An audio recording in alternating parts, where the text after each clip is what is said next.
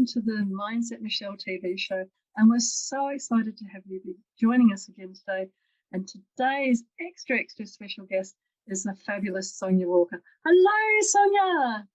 Hi, it's great to be here.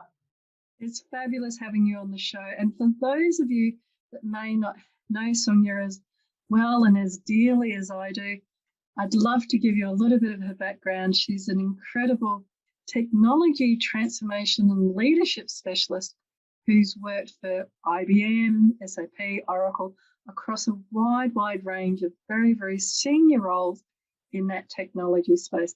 But she's an incredible human being, and she provides all sorts of insights and knowledge and know-how, not just in that corporate space, but also through her tireless work in the not-for-profit space as an NED, a non-executive director for people that I shouldn't have used the term, sorry, a non-executive director, and many other roles. And rather than hearing me talk about Sonya and the incredible work that she does, Sonya, can you please give the guests and the people watching the show today some little bit more insight about who you are and how you came to be the amazing person you are today? Oh, thank you, Michele. It's very kind. I'm quite humbled. Look, essentially, I started out, as we all do, committing to university, and so I went down the science path, and I did some really interesting things there. And one of my honours thesis was actually studying an endangered bird, if you can believe it. Wow. However, at that time, the .com industry for IT was emerging, and it was a really exciting era to enter IT. So it was like, do I go down mainstream science? Do I use my science and analytical skills to enter the IT industry?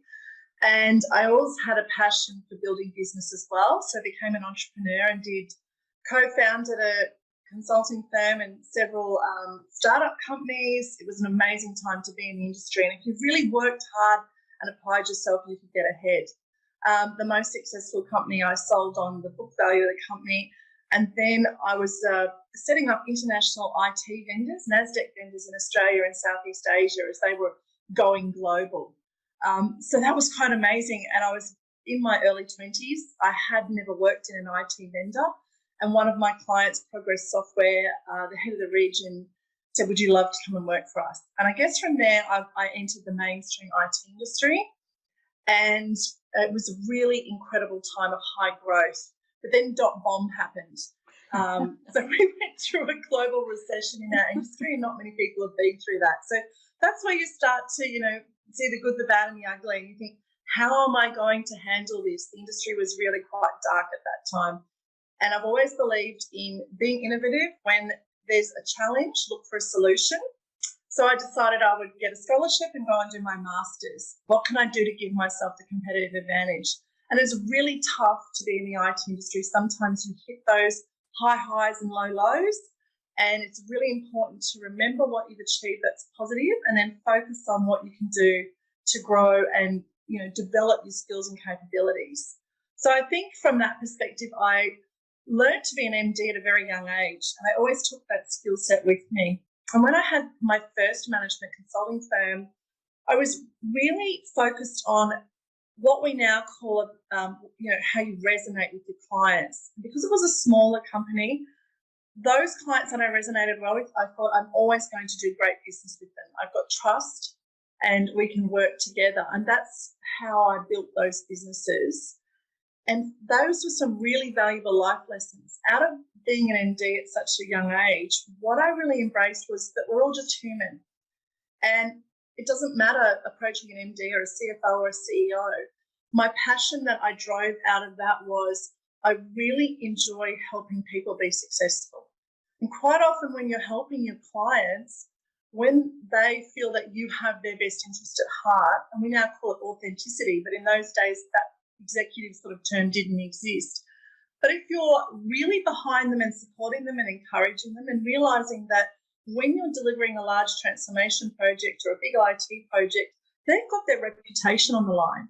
And not just having the concept of what's important for them, it's also coaching them and being brave and saying, well, that doesn't necessarily work because this is my expertise in this area.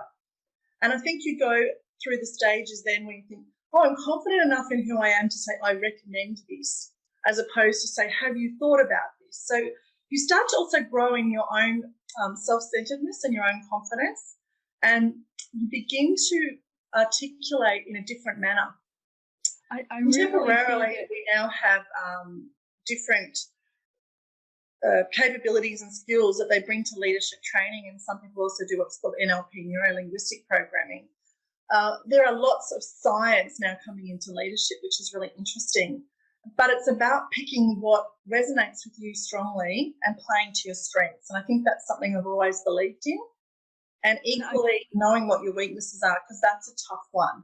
So it is. I can really hear how in your journey, the wonderful experiences that you had and the confidence that you gained through those very early years of and in very much the Wild West days of technology of being able to just give it a go, and if you worked hard you were able to get a lot of traction, and then you'll shift from there, and it is a very different beast to go from there into corporate world and everything.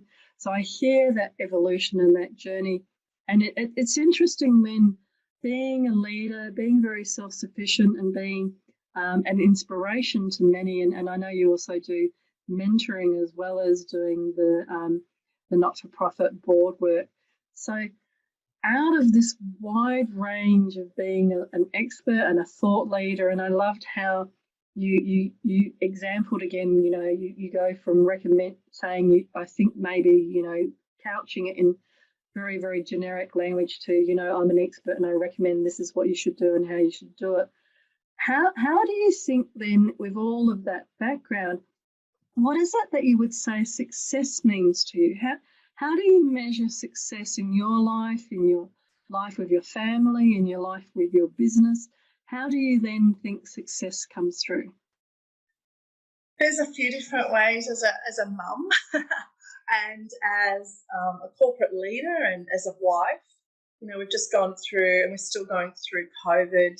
So I've been homeschooling. I've got an immunocompromised son.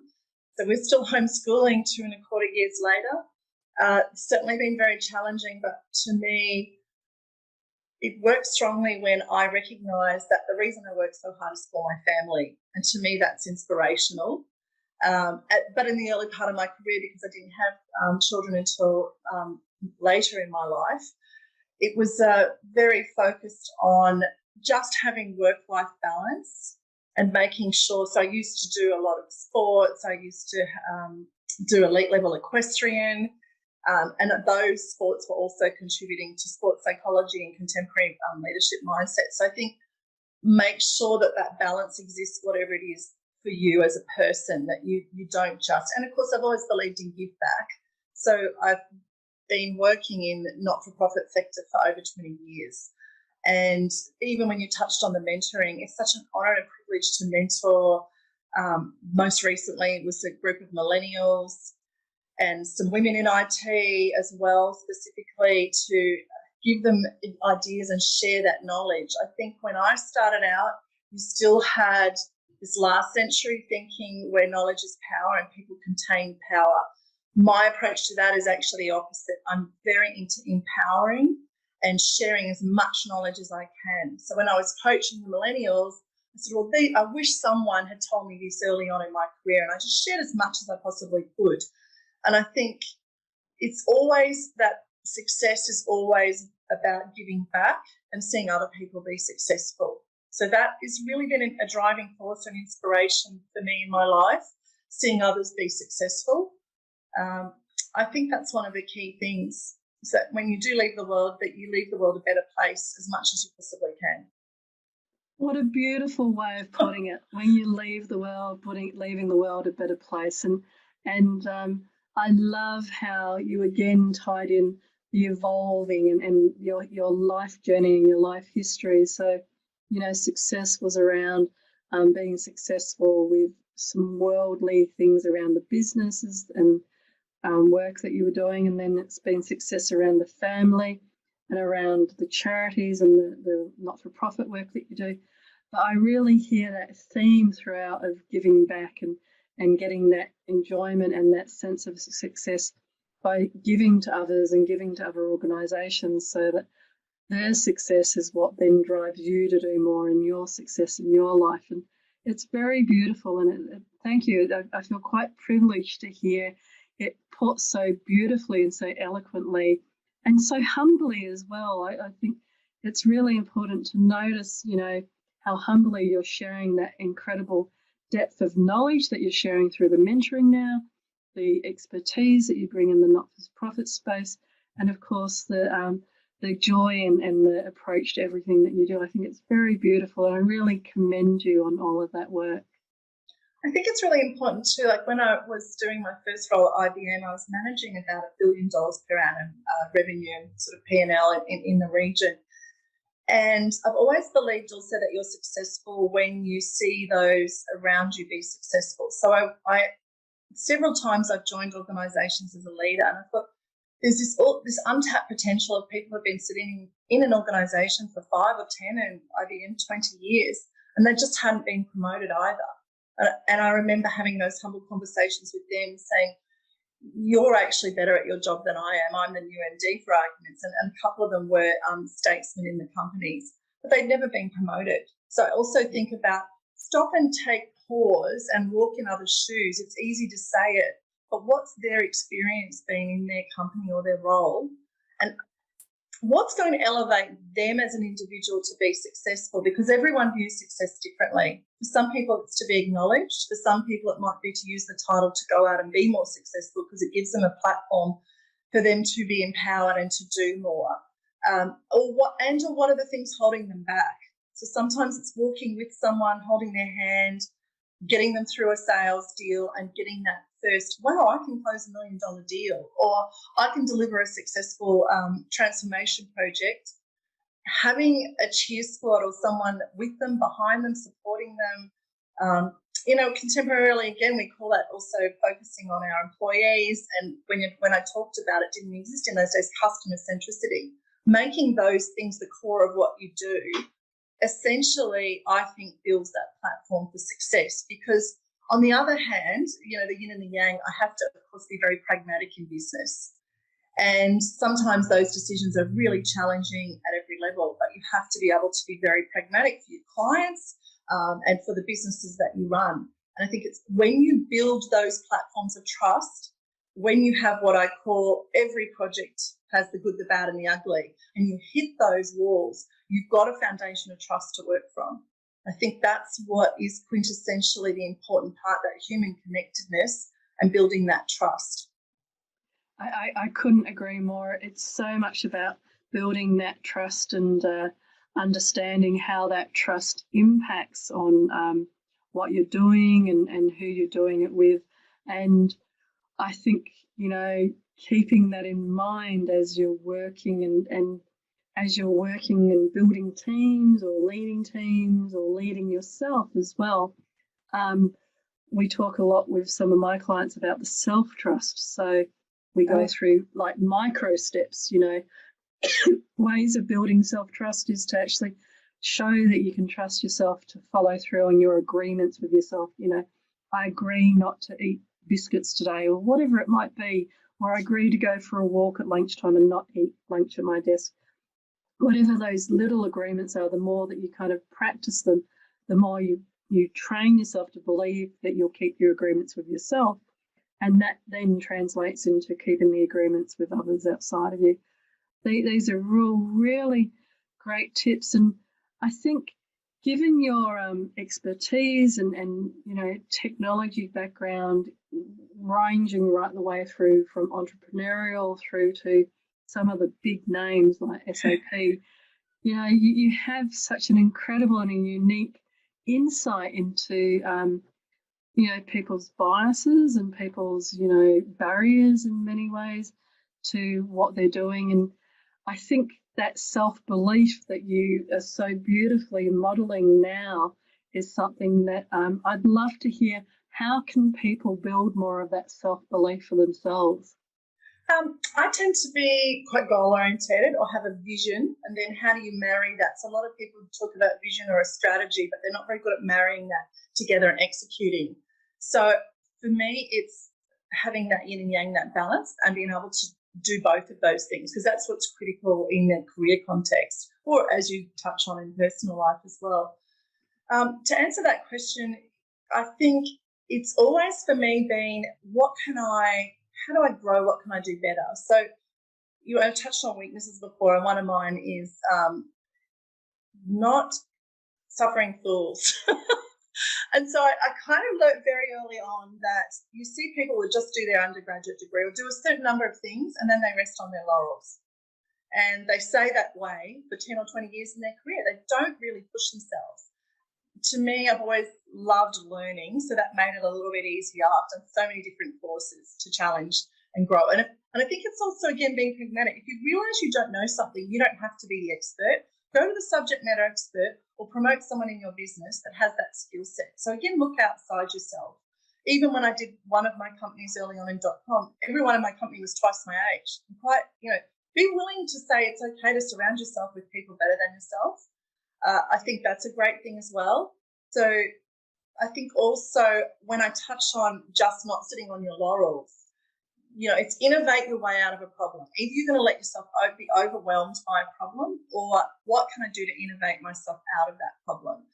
And, for example, at SAP, when I was given Asia Pacific, Japan to manage, I challenged myself. Of course, I had visited these countries and worked in the region for many years, but then owning them as a regional leader, I challenged myself to go and polish up my tie. I challenged myself to learn Japanese and Hindi, at least to be able to be thoughtful and gracious as a statesman, that when you do a greeting in those meetings in the first 5 minutes, you are able to talk in their language and again, elevate myself at that point in my career from being a trusted advisor to more of a statesman or a stateswoman. And, I loved doing that. I had sari made for some of my meetings in India. And it was just such a joyful moment that you don't expect, that when you turn up, instead of wearing, as I am today, a corporate suit, I was wearing sari. To see the response from those people, that there was such joy and such respect, those are the things I think that really elevate who and what you are, those thoughtful pieces. I think also, again, pushing yourself. I remember, again, in the IT industry, I thought I had a vision that I wanted to be on boards one day. My dad had been a CEO and had done similar work. So, again, you're able to see around you those images or those people that give you that inspiration or aspiration. And I thought, how do I do that? So I joined the Australian IT Industry Association, and I served there for over a decade on committees and different boards and different initiatives that came up. And I was networking with the best of the best in the industry. So I got to look around and see what I liked and didn't like, what I thought was working for different leaders and what wasn't working. And of course, every time that I've done give back, it's actually a blessing that you end up learning so much more, because it opens your mind. So, for any of the people that want to extend themselves maybe to boards, it's don't just say suddenly one day I wake up and I want to be on boards. You need to build those building blocks. I was training at elite level in equestrian, and there's a lovely lady at IBM who competed in more than 5 Olympics for the Australian team in marathon. And, there's pictures where if you don't see underneath, the building blocks are all the work underneath that lead to that success. So I think also it's having that mindset of knowing I'm going to have to put in some hard work here. I need to be pragmatic, and out of that comes success. And so I'm really just looking at the gold medal or the pretty thing or the title or whatever it is. It's just being pragmatic and realizing, hey, I actually need to put in some hard work here. I need to believe in myself, and I need to surround myself with people that are inspirational, or they can be the opposite, because that gives you a lesson about what you don't want to be. We've all had bosses like that, and I can think of a few and say, oh my gosh, that's exactly what I don't want to be. Those are really valuable. Rather than being overwhelmed by that tide of negative energy, what can I learn to be a better leader when it's my turn as well? And I think, you've covered such a wealth and so many wonderful insights there, and my brain's kind of going, oh, wow, there's so many fabulous, and, the thing that I hear again is just speaking is that you're not just saying things that you've experienced and you've lived through and used. And when I was asking about self-belief, I think that, you covered a lot, but it was also those were the life experiences and the work experiences that have led you to keep building on that self-belief. So that sense of curiosity and keeping learning.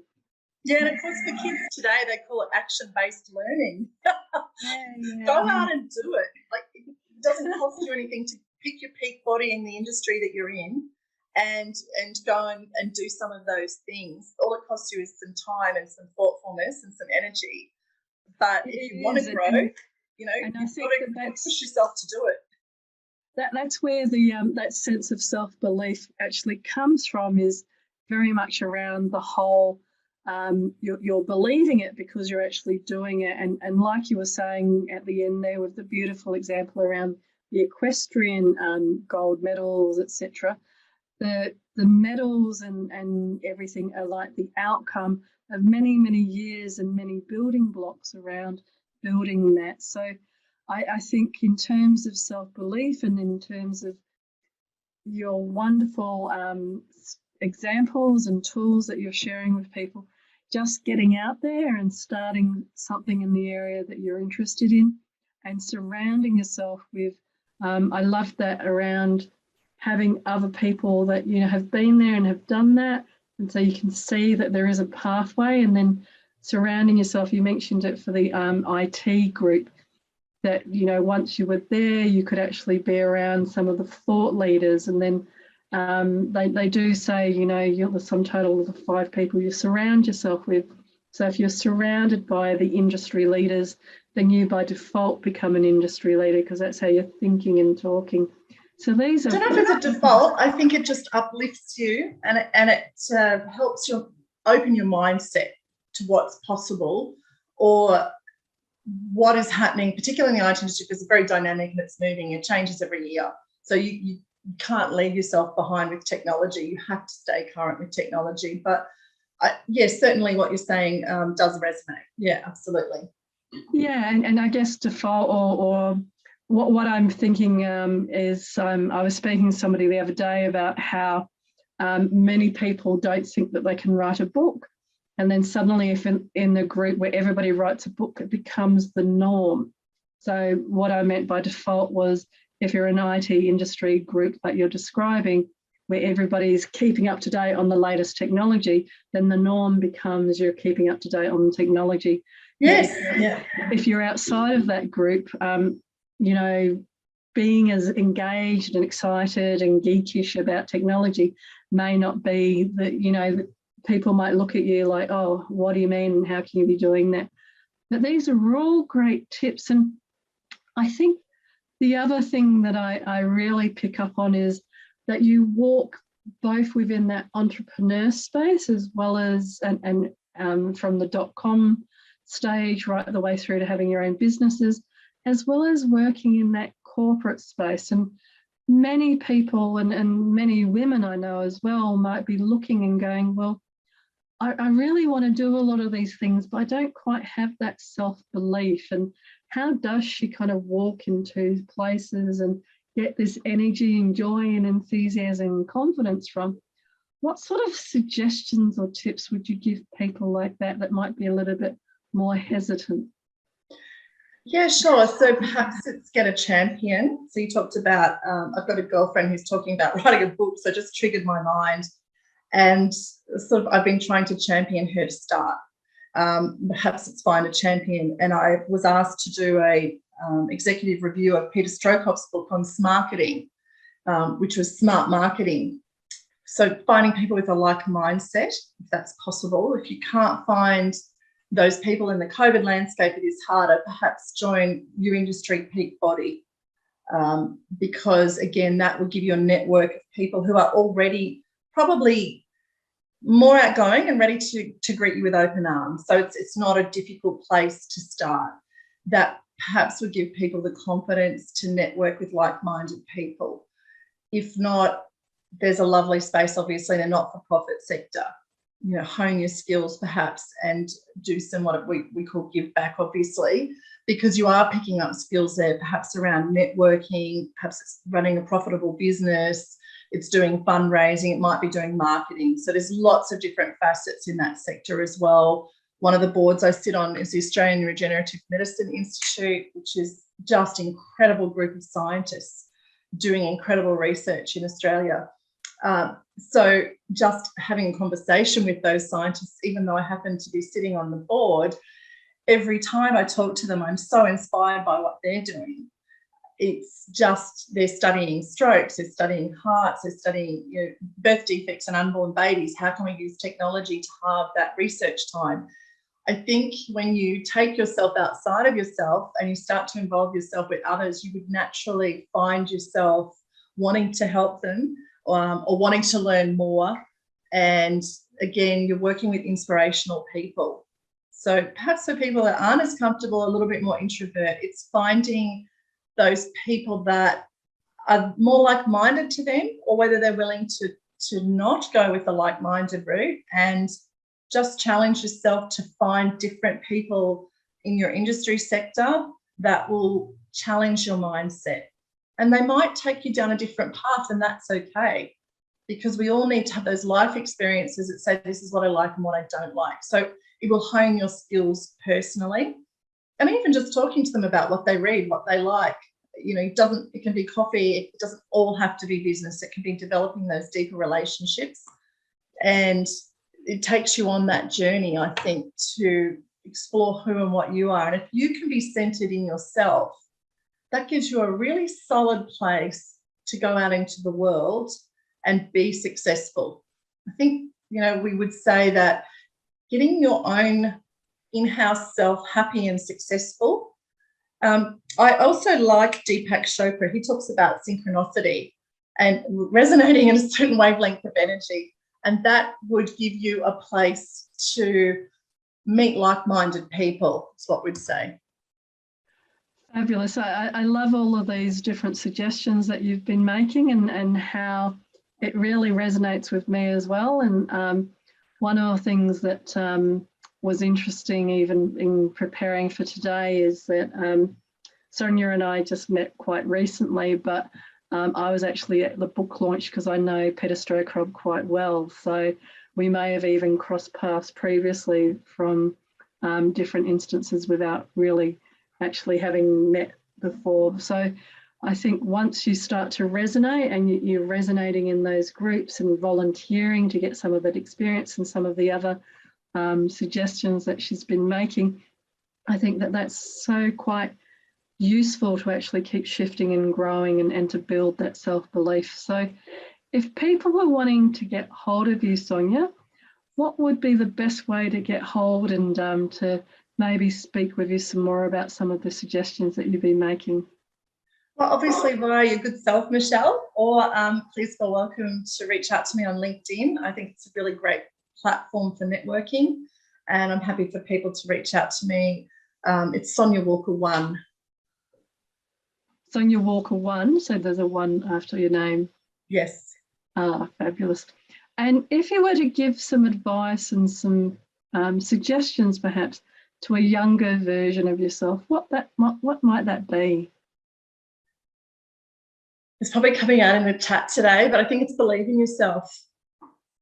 Very much so about believing in yourself. It is great to surround yourself with other people, but the core piece is resonating at a high wavelength of energy, surrounding yourself with positive energy and people that care about you, and really believing in yourself and just having a go. I mean, there are times where I think it's a bit of an analogy in the IT industry. It's a bit like being a Hollywood actress, or if you're going for the Olympics or whatever your dream is, you're going to get lots of knockbacks, and those knockbacks, are one step closer to success.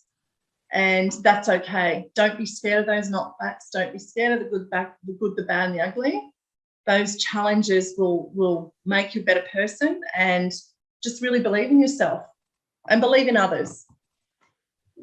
And that, I think that's where it's beautifully, you spoke so beautifully today about your belief in others, supporting others, and then obviously people that have believed in you, that have supported you over the years, and that reciprocity that creates that energy that you're talking about there with Deepak, and that wonderful momentum through that energy and through life that leads to all of the incredible learning and growth and opportunities that you so eloquently have shared with us today. So thank you so much for being on the show today, Sonya. It's an absolute pleasure. Thanks, Michelle. And I just say to everyone, believe in yourself and go out into the world and be fantastic. Wonderful. And what a great sentiment to finish up the show on.